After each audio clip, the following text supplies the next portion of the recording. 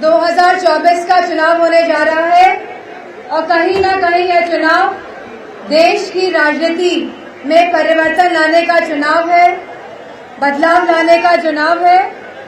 आज जो देश के हालात हैं, हम सभी जानते हैं कि सभी वर्ग, चाहे हमारा युवा वर्ग हो, चाहे हमारा किसान वर्ग हो, चाहे हमारी महिलाएं हो और चाहे हमारा जवान हो, कहीं ना कहीं सभी लोग आज अपने आप को उपेक्षित महसूस कर रहे हैं।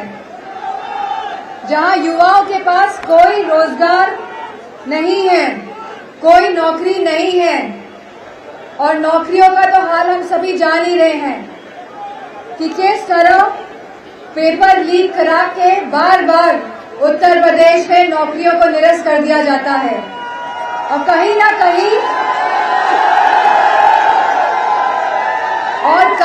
कहीं यह एक षड्यंत्र के तहत किया जा रहा है, क्योंकि आप सब अगर नौकरी पा जाएंगे तो कहीं ना कहीं आरक्षण को भी लागू करना पड़ेगा।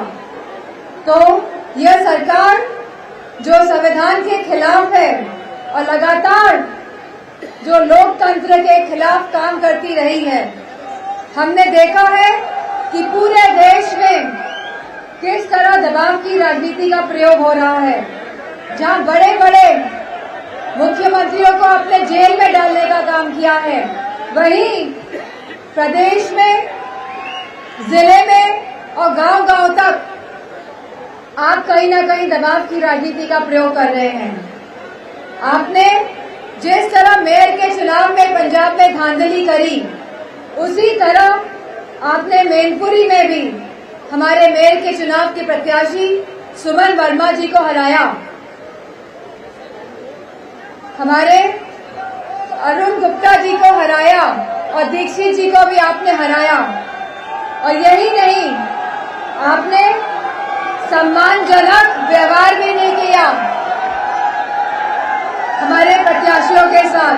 तो कहीं ना कहीं जहां आपने वोट की लूट करी, वहीं कहीं ना कहीं जहां आप सबने वोट की लूट करी और अपने लोगों को जिताने का जो काम किया है, तो कहीं ना कहीं ये लोकतंत्र की हत्या भी है।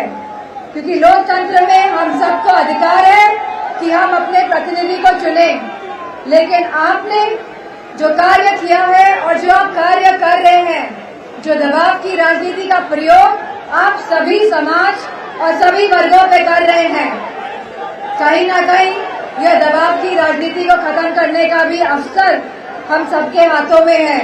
और मुझे पूरा विश्वास है कि सभी समाज, सभी वर्ग इस बार एक साथ आएंगे और ऐसी सरकार को हटाएंगे जो कहीं ना कहीं लोकतंत्र और संविधान की हत्या कर रही है। अब सवाल, आज हमें राशन के नाम पे क्या मिल रहा है?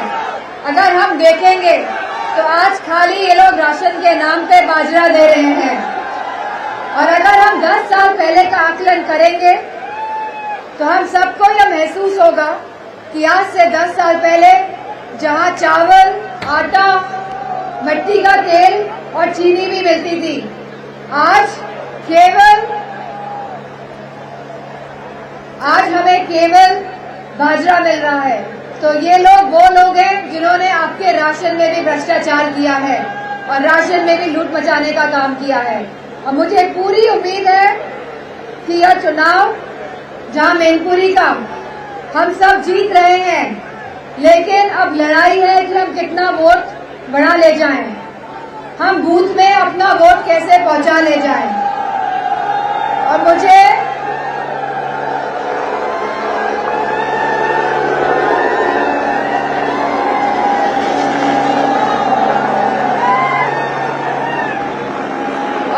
पूरा भरोसा है कि आपके सहयोग से, आपके साथ से मैनपुरी को भारी मतों से जीत ही रहे हैं। जीत रहे हैं कि नहीं जीत रहे हैं? जैसा हमारे पूर्व विधायक जी ने कहा कि कन्नौज ज्यादा वोटों से जिताएंगे या मैनपुरी?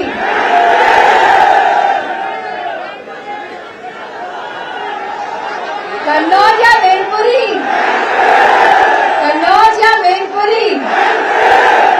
तो मैं कहती हूँ कि अब इसको क्या कहते हैं, त्रिवाचा। त्रिवाचा हो गया कि नहीं हो गया? और बहुत पुरानी कहावत है कि प्राण जाए देश की, लेकिन देश की बहुत पुरानी कहावत है कि प्राण जाए लेकिन वचन।